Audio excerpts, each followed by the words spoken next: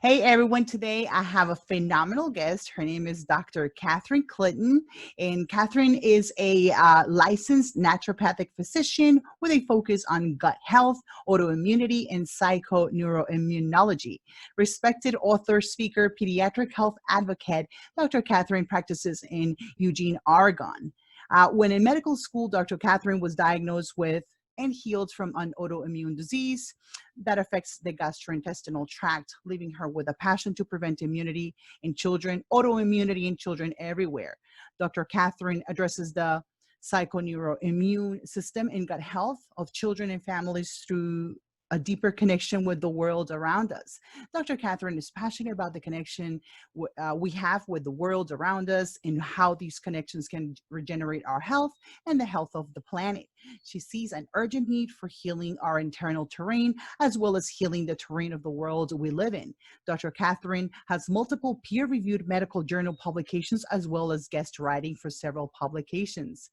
Dr. Catherine, welcome to the Heal You Natural Wellness podcast.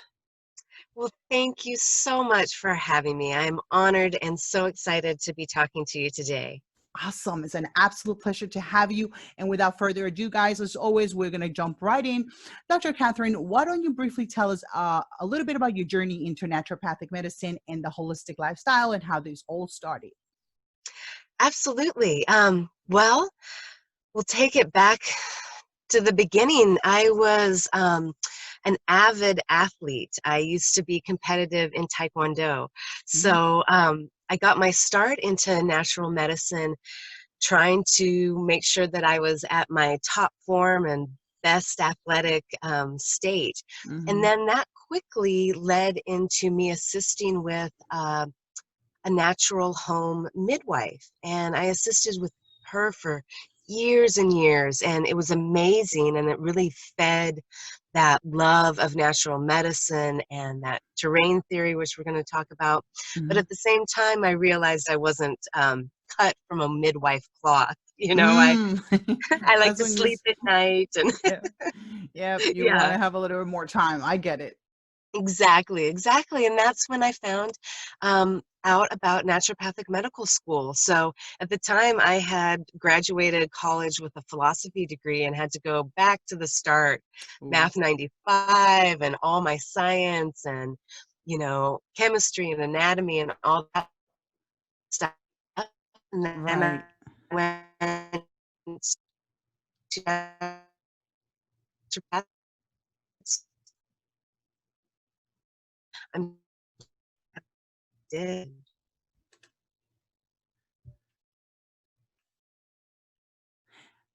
Oh, I think our internet, sorry. Let's see. It says that our internet connection is unstable. Can you hear me? I can.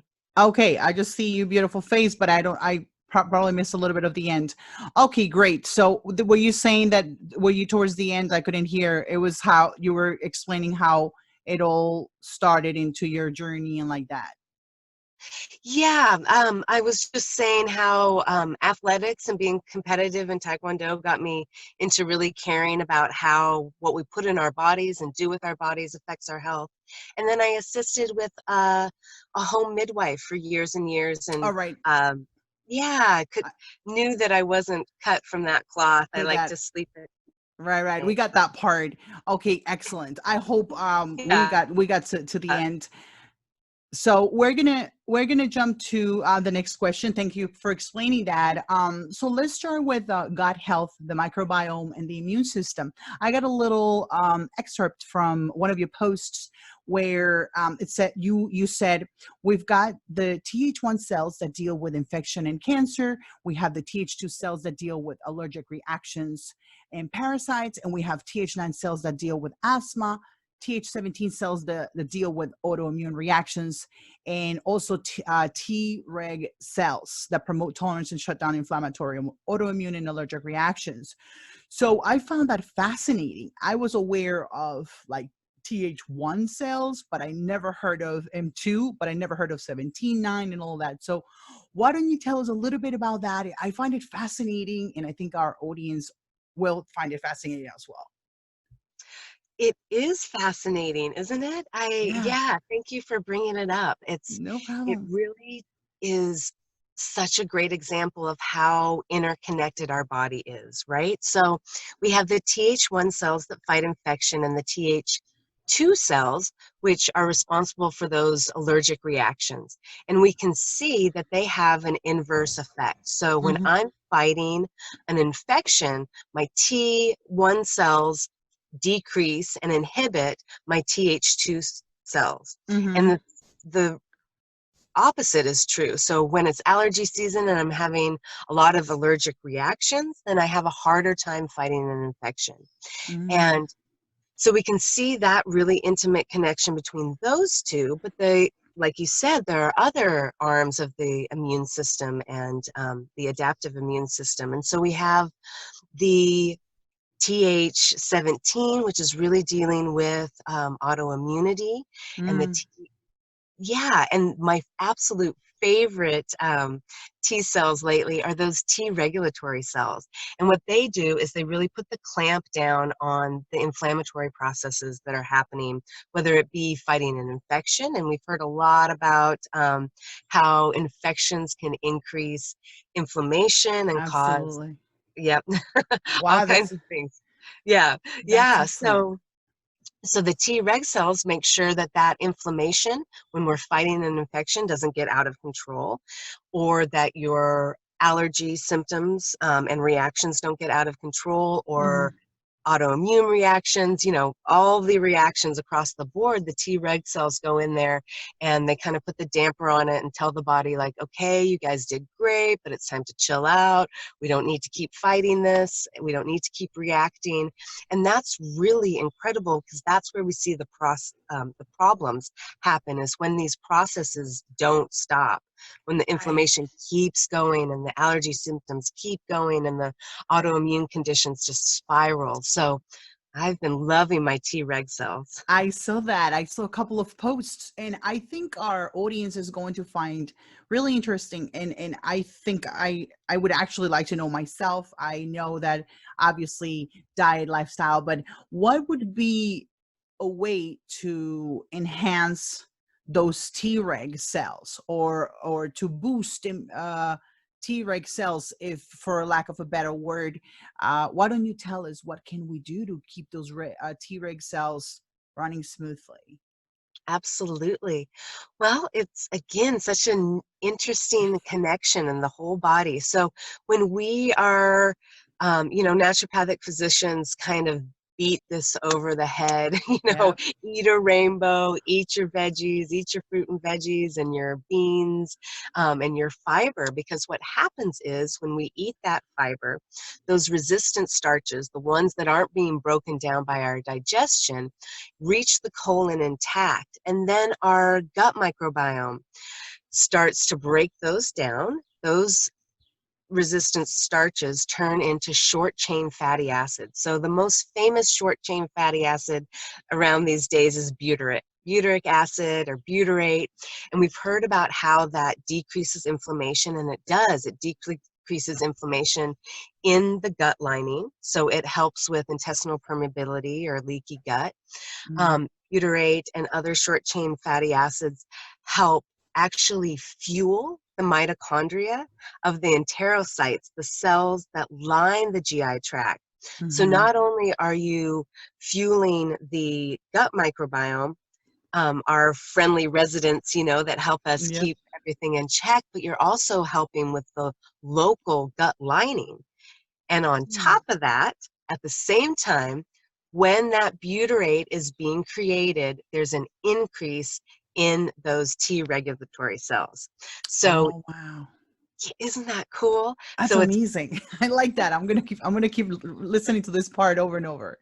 it is really amazing. And it really can be boiled down to eating like how we've evolved, right? Mhm. So we've evolved with really heavy plant-based diets. We're Mhm. meant to eat a lot of plants and a lot of fiber. We also were meant to eat a lot of different diversity, right? We didn't evolve in these monoculture farms. We Mhm. had a really diverse, even when we started agricultural revolution, we still were gathering a lot of our diet, and there was a lot of diversity. And we know that, there have been several studies that show if you're getting 30 or more different plant species in your diet, then that really changes the whole microbiome to a more beneficial state.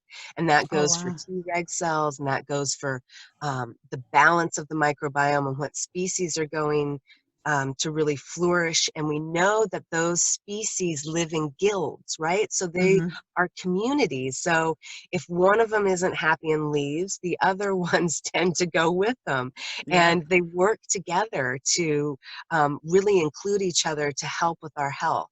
And they rely on us to be maintaining their numbers and giving them the fuel and environment they need, and we absolutely depend on them.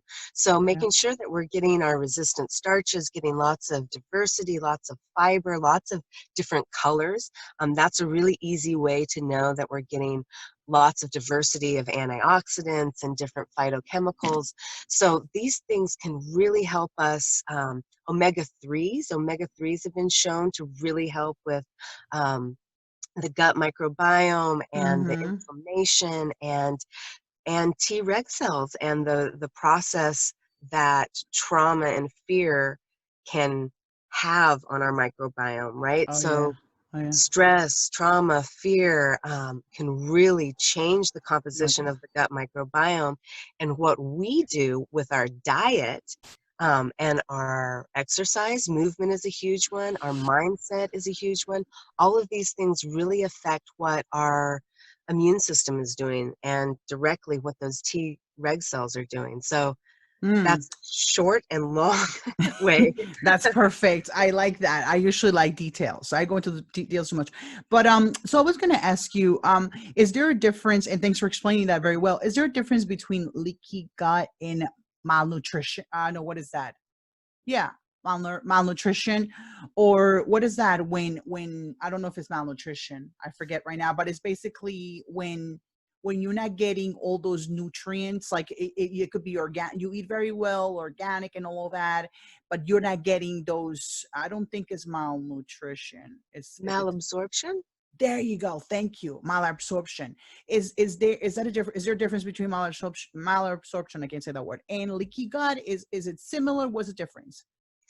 There is a difference. They can be combined, but so malabsorption is we're not absorbing what we need to from our food.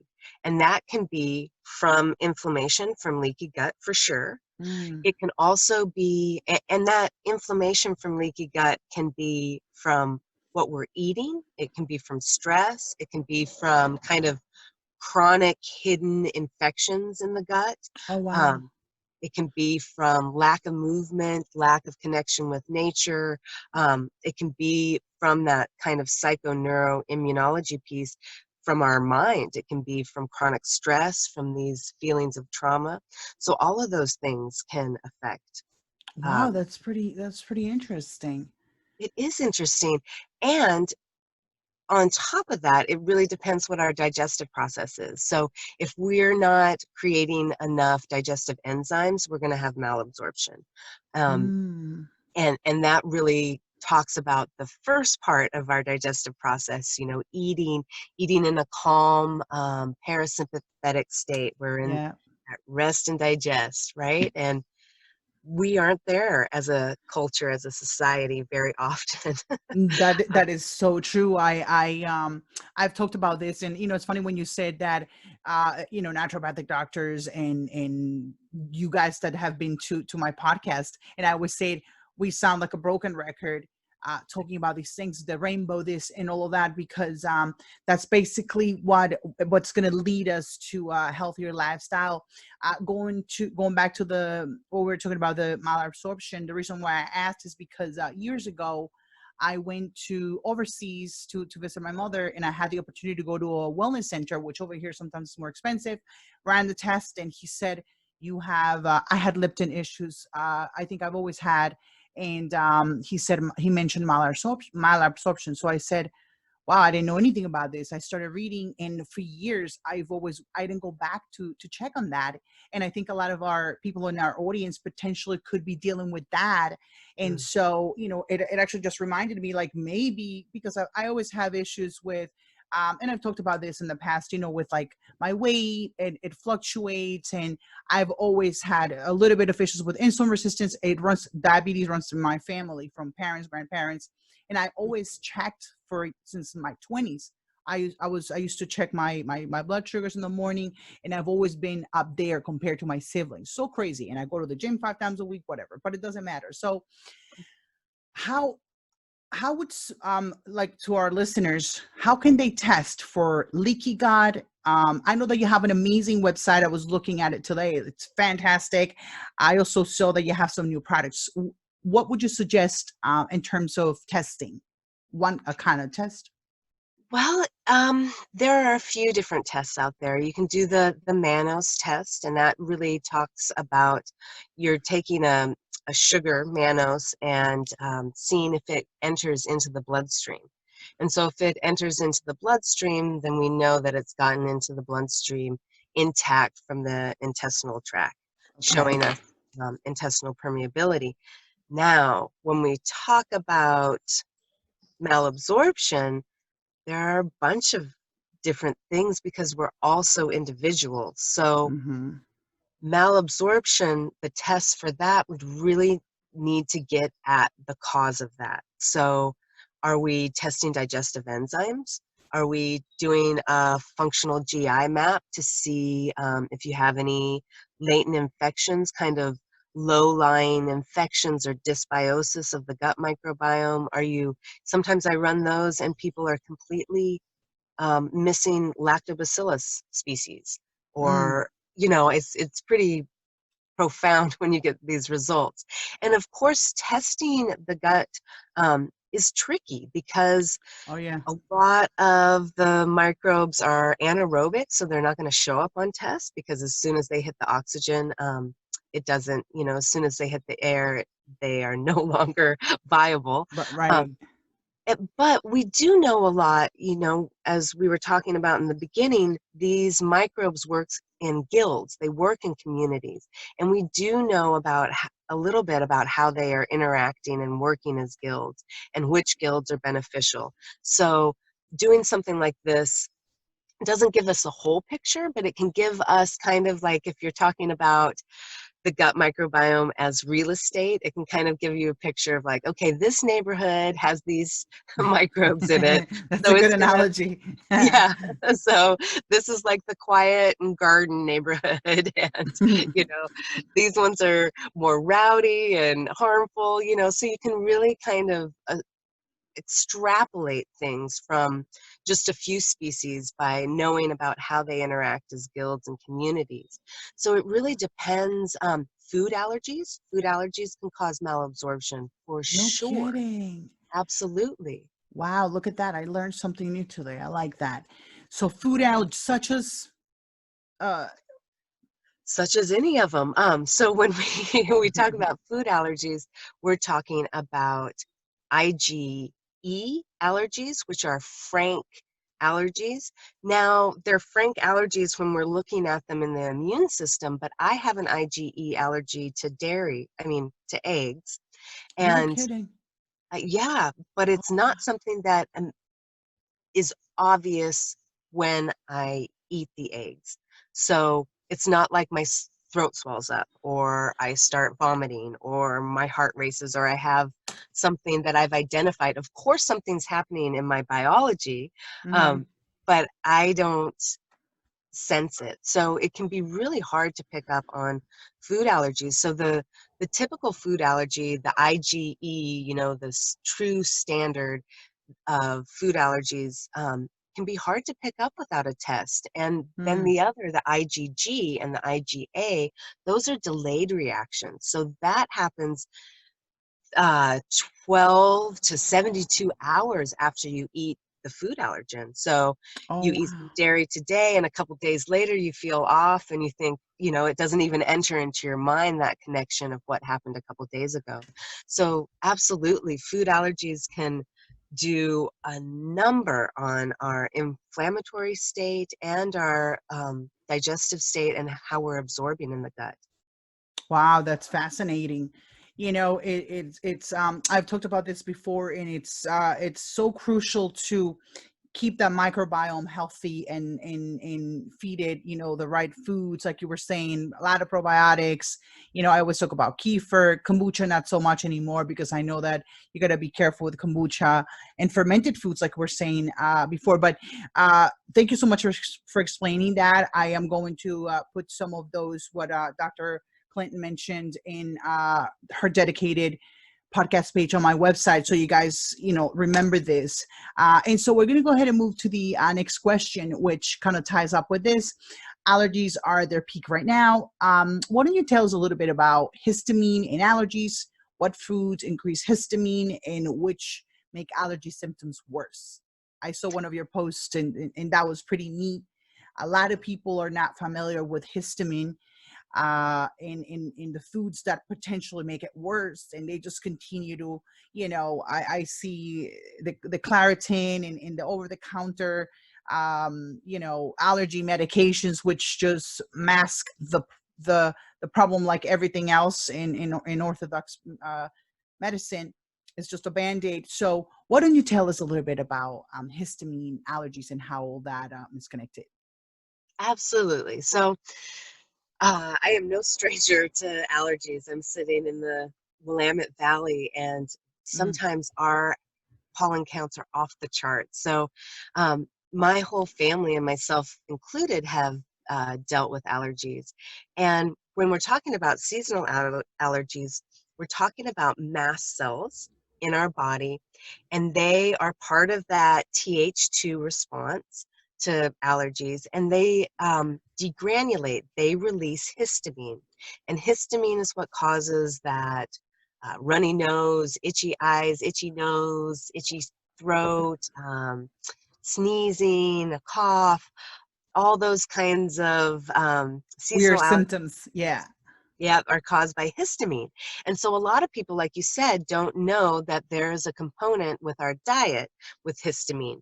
And that post was a good one because it showed that it was not the best news for some people. And I will say that it's really dependent. All of these things we're talking about, Astrid, right, are so dependent on Um, our individual health. So yes. what works for me is not going to work for you. We really need to be working with a licensed healthcare provider that can kind of guide you through this, right?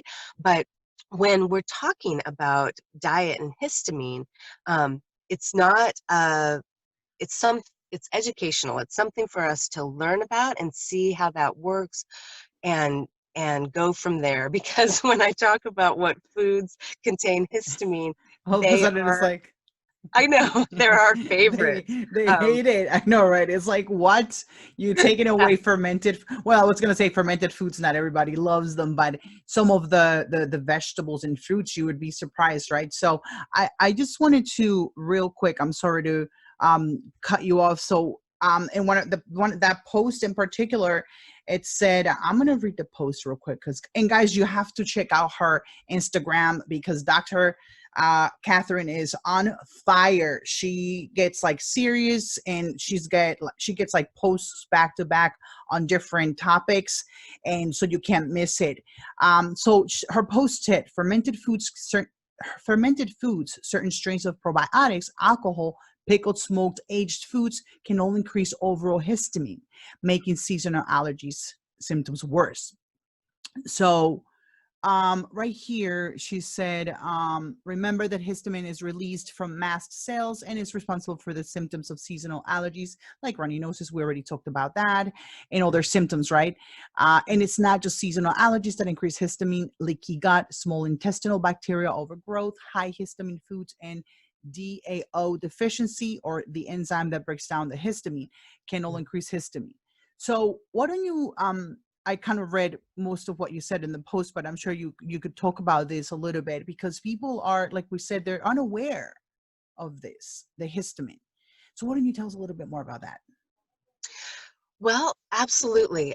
So there's actually histamine in our foods, and a lot of us can kind of relate to this on some level if we have allergies, right? So right now, our grass pollen here is off the charts. I think Oh it's yeah. twice the high, very high levels, right? Ah, So this is a time where I pick and choose my histamine foods carefully. I don't have allergies right now, but I can push it. I can eat a lot of crap and eat a lot of histamine and stay up late and stress out. And then I'll get the itchy nose and the sneezing and the runny nose and the itchy top of my mouth, the whole thing. So, so what I do is I have to balance that, right?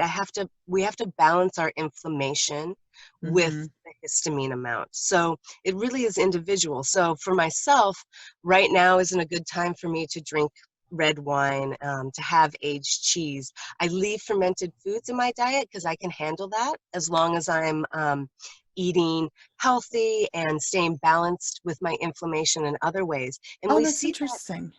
it is interesting. And we see that with not just allergies, we see that with chronic diseases, with autoimmunity. When our inflammation is up high, so many things are inhibited. So when our inflammation is decreased, then we're a little bit more free to be with things we regularly react to, like seasonal Mm-hmm. allergies or even food allergies, and food Mm. sensitivities. It's really a spectrum. It's not, and that's what I was getting at with this post, is people just came out of the woodwork so mad at me, Oh, I can't really? have my kimchi and my wine. And it's like, well, I didn't say that. I was just saying that these foods have histamine. And if you are miserable because of allergies, you might want to Exactly. look at that. Yeah. But it's not a none of us fit into the math models, right? We're all really unique Unique. biomes. Um, so yeah, it can be a really balancing act. And some people, who have dysbiosis or the DMAO enzyme deficiency or uh, small intestinal bacterial overgrowth, they can't do high histamine foods because their inflammation and their digestive process is a little out of whack and they can't Mhm. handle the amount of histamine. But those things can be um, adjusted, can be healed, and can be um, balanced with everything we've been talking about: lifestyle, diet, mindset. So it's pretty Abs- amazing. yes, this is really interesting because this is going to tie us up to our next question. I don't know if you already talked about this already, but how do we lower histamine naturally? Did we already touch that a little bit, or can you Sure. There are some great things out there that uh, make sure that decrease the amount of histamine because they stabilize the mast cells. So they prevent the mast cells from releasing the histamine. So Mm, some of these things are foods high in vitamin C. Vitamin C helps keep those mast cells from degranulating their histamine. Quercetin is also another phytochemical that helps mast cells not degranulate and not release their histamine. Quercetin is really high in onions, leeks, garlic. It's also really high in elderberry syrup or elderberries. So that's something that as a mom, I use all the time with we my have. kids. Oh yeah, I have it always handy. You got, and look, now I learned something new. It reduces histamine.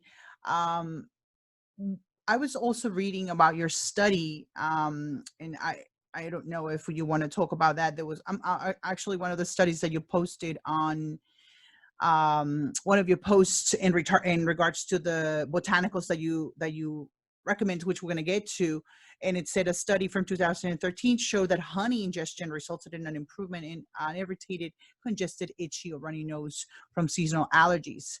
And in another study published in 2011 in the International Archives of Allergy and Immunology, researchers found that allergy sufferers using the pre-seasonal birch pollen honey reported a 60% lower total symptom score, twice as many asymptomatic days. And so, how interesting is this, right? We knew local honey and things like that, but then this is a different type of honey from the birch. Well, I think that this is an example of that local honey. So they were using honey that had the birch pollen in it, and people were suffering from birch pollen allergies. Right, right. And through the process of tolerance, honey can really help. So tolerance is part of that is the Treg cells. And tolerance is our body's ability to say, okay, that's pollen. It's not the enemy. I have tolerance to that. And it's really important that we have tolerance because we live in a world that is full of things, right? So Yep. the best way to get tolerance, and we see this in mainstream medicine with allergy shots. It's the Oh, same yeah. principle. It's the same idea that you are mounting a tolerance response to the whatever the pollen or allergy is. And the same thing happens with our gut mucosa, partly because of those Treg cells. So when you are eating that local honey, local to your area, then you are getting little bits of suspended pollen in the honey. And Mm. through its interaction with the gut microbiome and the mucosa of the gut, and how we know that the Treg cells are elicited and promoted there, the whole thing kind of creates this oral tolerance and 60% less symptoms. I mean, if Wow. anybody's listening and they have allergy symptoms, that's a great number right I there. would go and get a gallon or like a 5 gallon of local honey because that's incredible. 60% Right. is pretty high. It is pretty high. And the neat thing about honey is that it worked on both sides, right? It worked on this long-term approach of tolerance, but it also worked in the short term. So it decreases the irritation. And like we said, that first study showed that even in the short term, it is a great way to decrease symptoms from seasonal allergies. Of course, honey is not recommended for children under 1 because of Mhm. infant botulism concerns, but I absolutely love honey. I can't wait. We were getting our garden in shape this year, and next year I'm all about getting some bees. Oh, that is awesome. I was always kind of nervous about it, but the more I watch, I mean, I don't have the space right now, but that I used to get honey from beekeepers out in somewhere, I think by you even, somewhere out west, I forget, but yeah, it's definitely preferable when you have your own, and obviously it's going to be super local. So just to wrap it, oh, so you were talking about botanicals in your post, which I don't know if we are the honey it was included, but I know that you were talking about a few botanicals so you recommend. So what do you uh, tell our listeners, what are your favorite botanicals for treating uh, seasonal allergies or allergies? Yeah, my favorite ones are nettle, honey, and elderberry. There's some great seasonal allergy blends out there. You know, Herb Farm is a great company. Mountain Rose Herbs is a great company, and they have blends out there that deal with seasonal allergies, and nettle is a big component of that. Oh And what yeah. I love about those three is they are hitting so many different levels. They're dealing with our nervous system, they're dealing with our nutritional status, they're dealing with tolerance, they're dealing with making sure those mast cells don't degranulate. They're working with our overall immune structure. So those are my three favorite for sure. Perfect. Awesome. Thank you so much for telling us. So, guys, to just wrap it up real quick, because I know sometimes we'll forget. So, Dr. Clinton said her favorite herbs or foods include uh, elderberry, nettle. You know, they have the nettle tea, honey. We talked about also probiotics, right? Did you mention probiotics or that is how do you feel about that? I didn't. I Oh, think probiotics are great. I think gut health is super important for everything, including seasonal allergies. But those are my top three players, including vitamin C. vitamin C, right? Quercetin, vitamin C, honey, nettles. Those are my absolute favorites when it Go to. comes to. Mhm. Awesome. Thank you so much. All right. So we're going to move to another area that's right now. Oh, before I forget, guys, Dr. Clinton has recipes and more tips, and you could grab I don't know if you still have it, the free seasonal allergy guide. Is that on your, and I will post a link on your page, but you still have that free allergy seasonal? I do. I Okay. do. Absolutely. Yeah. Okay, excellent. So guys, I'm going to post that at the bottom. Actually, I'm going to post it on the page that I have for Dr. Clinton on the podcast on the website. You will find all of the links, all of the things that we talk about in the show will be posted on her page. So now don't worry.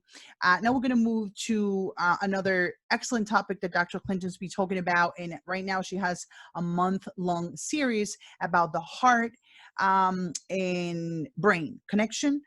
So please tell me about the 4 ways the heart communicates with the brain.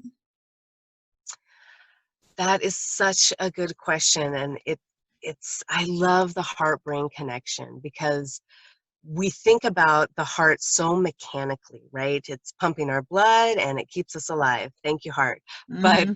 it really has a regulatory effect over our nervous system. It has a regulatory effect on our organs, our glands, our nervous system. It's really profound. Someone commented, a doctor commented on my post the other day saying that the heart is kind of like a first responder.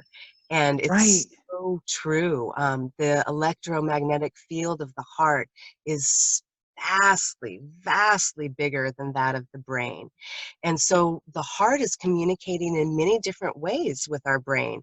Hmm. It's communicating with different peptides and cytokines and different chemical messages, as well as neurological direct messages to the brain. We didn't think that used to happen. We used to think it was a top-down um, Right. system, but no, actually the brain sends more direct neurological signals and messages to our brain than the brain does to it. It's really not what we thought it was when I was in school. And it also communicates to the brain with pulse waves and pressure waves and the the electromagnetic field that we're talking about. And that electromagnetic field, it really senses things first. Mm. So when we get down to this measure of time, it's so out of my ordinary thinking. It's like a, a 4 milliseconds, but it is first. The Yeah. heart senses things first, and it really is what's telling our biology whether we're in a state of safety or whether we're in a state of alert, and we need to stay in that kind of fight or flight zone. And Oh, so wow. the heart brain, we've been talking a lot, or I've been talking a lot about terrain theory for years, but especially in the last couple months. And the heart brain connection is so beautiful because it really tells us how connected we are in our body. So when we are feeling stress, when we are feeling fear, we know that that neurological highway from the heart to the brain, it is tied into our frontal lobe. So when our heart is calm and coherent and in a state of joy or calm or appreciation or gratitude, that neurological highway is intact, and our frontal lobe is in charge of that calm, rational thought. When Wow. we are experiencing fear or stress, that neurological highway is kind of severed, right? And so many things start to happen right at that level. We can talk about gut dysbiosis, derangement of the gut microbiome. We can talk about our inflammatory state, our immune system, um, our, all of it is Yeah. affected right there in that neurological highway and that switching of gears. And so the heart brain connection is so amazing because it really talks about how we can tend to our internal terrain, but also when we're in a state of heart coherence, and again, that's when we are in a state of calm, in a state of joy, um, opposite of that fear or, chronic Trauma. stress or Mm-hmm. trauma state. Mm-hmm. And when we're in that state, the field lines of the earth and the hertz of the heart are exactly the same. And the Heart Math Institute is doing an amazing research, ongoing research about how we can affect the energy of the earth when we are in a coherent heart state. So it blows my mind. It Yeah. almost sounds like science fiction or something As I'm that listening to it, I'm too like, wow, that is so incredible. so incredible. So that's why I'm spending a month on it, because it seems like now is the perfect time to be talking about how to get our hearts aligned, our internal biology and terrain aligned, and then turn that outward to each other and to the world, to the planet, the earth that we live on. Oh yeah, I actually, I thought that when I was reading your post, I never heard of this, and I thought that it was great to bring it to the podcast, and for those who are gonna actually view it on YouTube, and because we're gonna have the video, it's really important to know that during this time, it's not only following what they tell you and all of this. I am so glad, and guys, we have this amazing Dr. Clinton here enlightening us, educating us, sharing her knowledge. And guys, listen, because they see clients day in and day out. They practice what they preach, and you can see how things are turning. And when you apply all of these modalities or protocols, whatever you want to call it, into your life, you start seeing a change. Like me, for example, we continue to go to the beach for walks when it's later, in the afternoon. I go take my son to the trails in the morning, and I encourage him to go outside. Some people have sent me messages while at the beginning of this whole COVID thing. What are you doing? People from all around some of my readers from Italy, whatever. What are you doing? Why are you outside? And it's like, at the end of the day, because we know a little bit of, what you have to do to keep your immune system functioning. So those things are part of it. So anyway, I don't want to drag it along, but it is important that you do what's best for your family. But I'm just going to say it, kind of do what we do, because it's going to help you, staying in the house the whole time. Not some people are actually locked for months. Like I have relatives in Colombia. I'm Colombian, and they have been on lockdown literally for 2 to 3 months, I believe, at this point. They could only go out certain days. And so for those of you who are here who have the opportunity to do it, do it. All right, so we're going to move on to, do we still have time? How are we doing on time, Dr. Klein? Okay, great. So we're going to move to your favorite topic, and it's becoming my favorite topic, and internal. So let's talk about internal terrain or terrain therapy, and why maintaining this ecosystem is so important for overall health. Absolutely. So I am so hopeful that at this time we can start to transition to a different theory in our medicine, in our schools, in our education. We've been dominated by germ theory, right? So there's the germ, it's outside of us, it is powerful, and it is going to overtake us. And only instruments of dominance can eradicate this germ, right? Because we are humans, and we have this intellect, and we can kind of dominate nature and control these germs. And that is germ theory. And we're right smack in the middle of germ theory right now, right? Yep. With this pandemic. And we see people spraying the beaches with bleach. Oh, I saw that in Spain. It killed me. What are you doing? I know. Yep, same here. I actually started a petition on change.org. I think I saw that. I think I may have signed it. I'm always signing petitions because you got to do your part. I think I signed it. It's such a beautiful thing that you did, because I couldn't believe like, who would come up with something like this? The impact this is going to have on marine life is detrimental. Like, we don't already have enough with Fukushima, you know? Exactly. And that's why we've got to let go of germ theory. You know, germ theory is really us spraying the beaches with bleach, getting rid of that one germ because it is the problem, it is the enemy.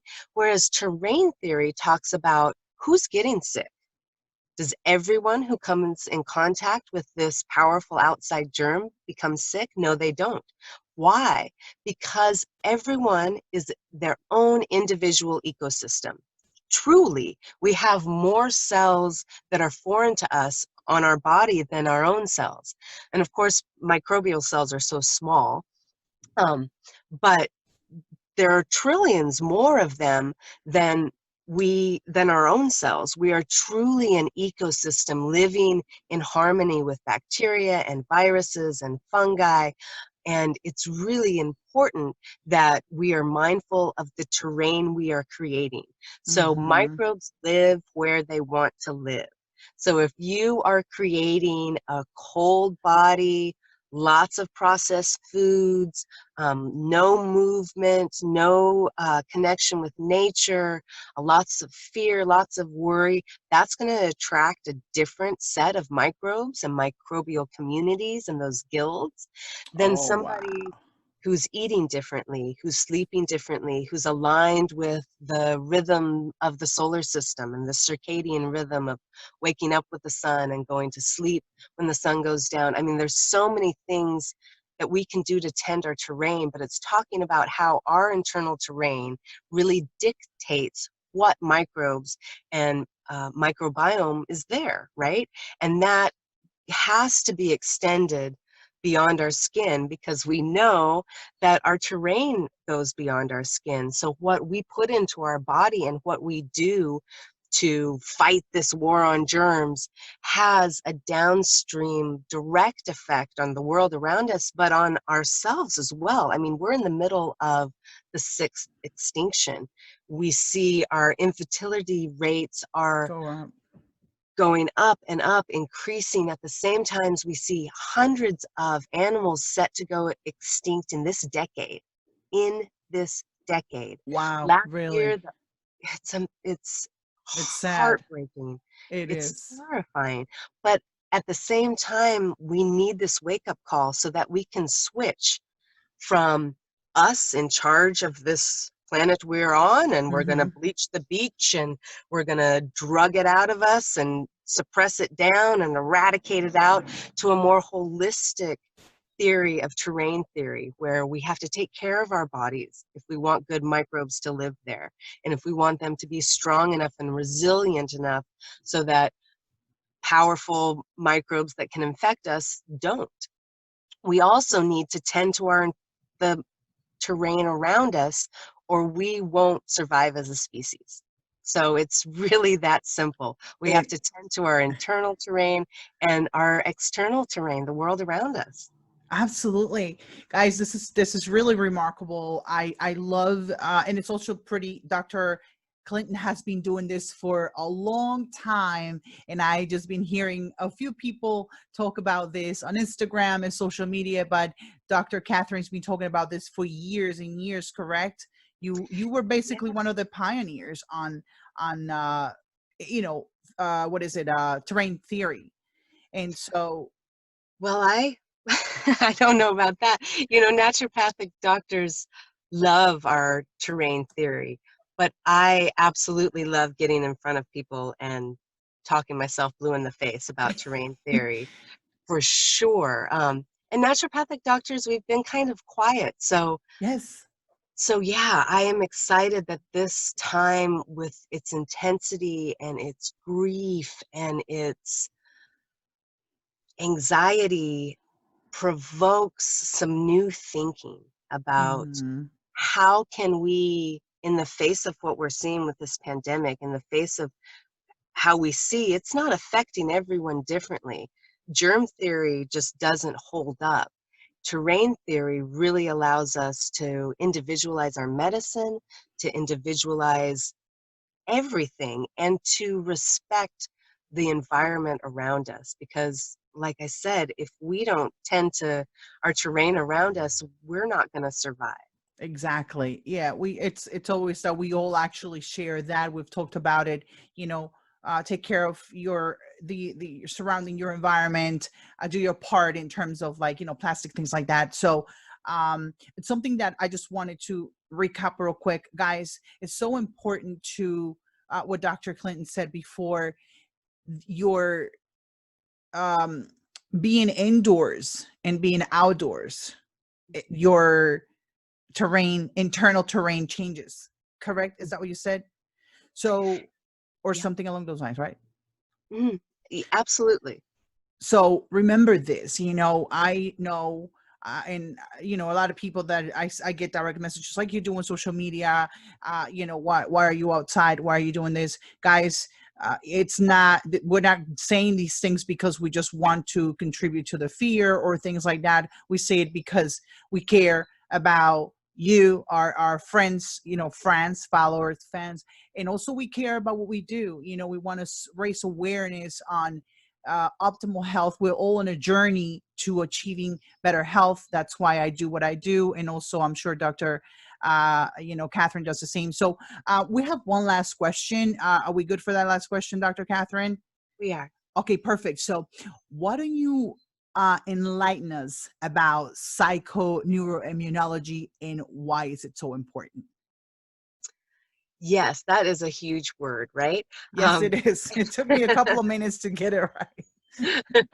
And basically, what that's talking about is the ability of our mind to change our biology, our immune system, and our neurology. And it's really, really amazing. Just like we're talking about that heart brain connection, Yeah. that first sense of safety or danger really is that first layer of health. And if it's a layer of danger, we have such a big obstacle of overcoming that, because our body is always in that sense of danger, that fight or flight.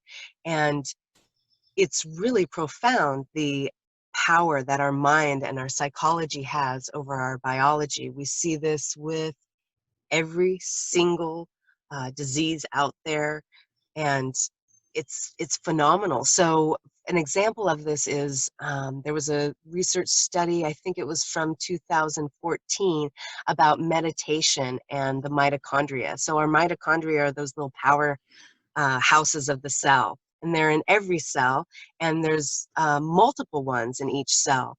And this study looked at how meditation and mindfulness change the number of mitochondria and the amount of ATP that they were making in the cell.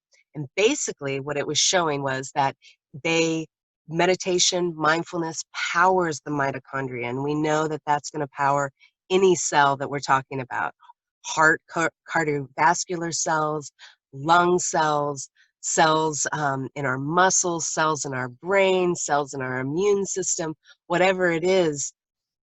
Our mental state is kind of the backdrop for all of that, for that picture of our biology and how it's being painted.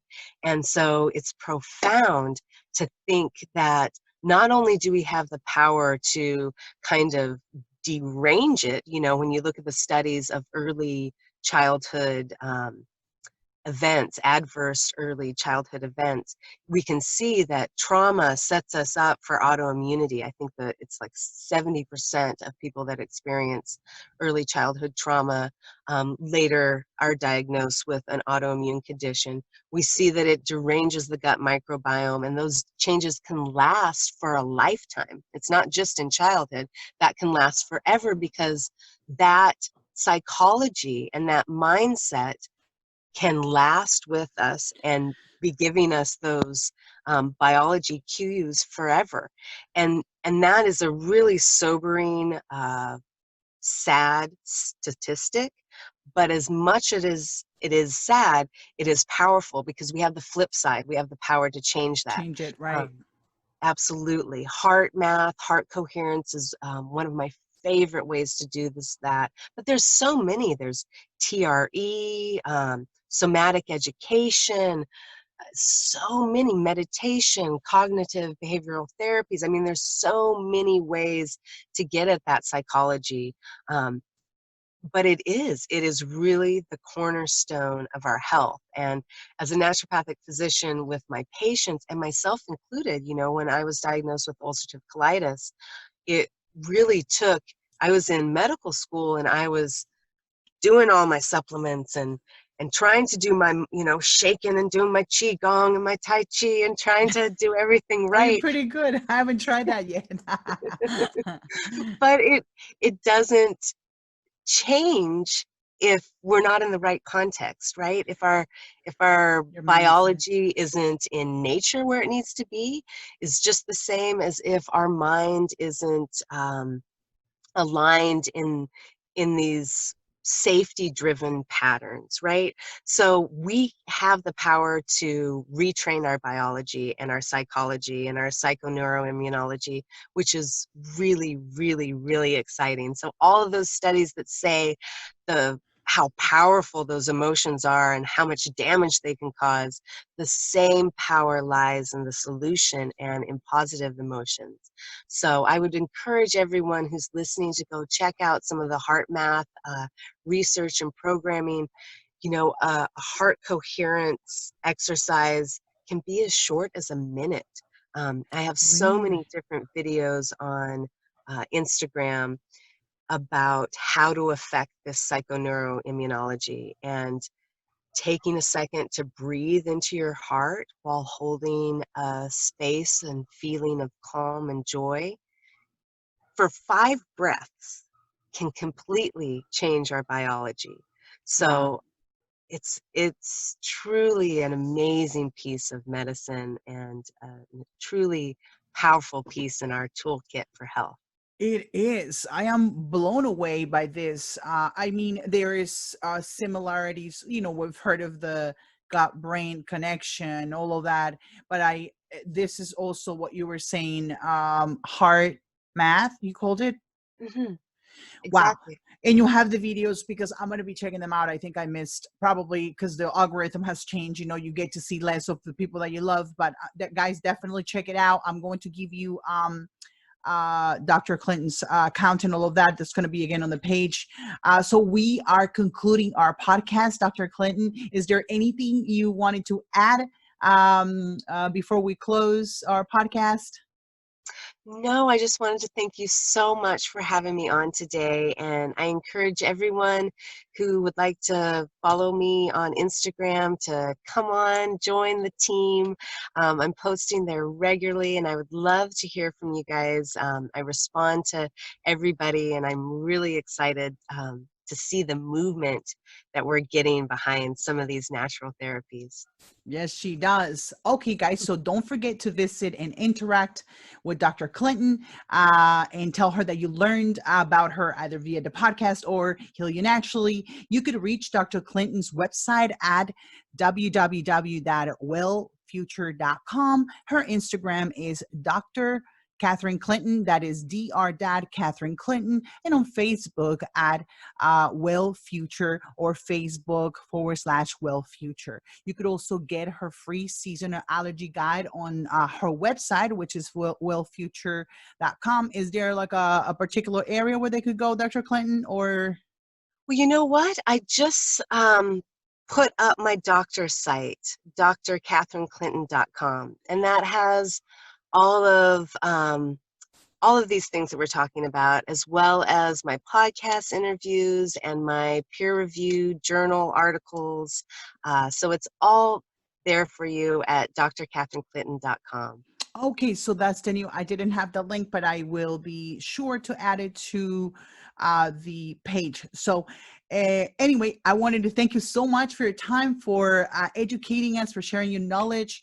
I appreciate you. I appreciate everything you do. You are an amazing educator and being. I've been following you for not too long, but I am super there. That's why you're here, because I am Very excited about everything you're doing. Also, Dr. Clinton has a shop where she has supplement, I believe. I was checking this morning. Is that correct? So you guys go ahead, and everything we talked about on the podcast, she's put into those products so you could go ahead and enjoy them for your children. She's very knowledgeable about food for her own children that she makes and for adults. So go ahead and visit the website. Dr. Clinton, it was a pleasure having you, and hopefully I could have you again on the podcast. I would love that. Thank you so much for having me. I love what you're doing here, and I'm so happy to be involved. Awesome. Thank you. I hope to see you soon and have a great day. Thank you. You too. No problem.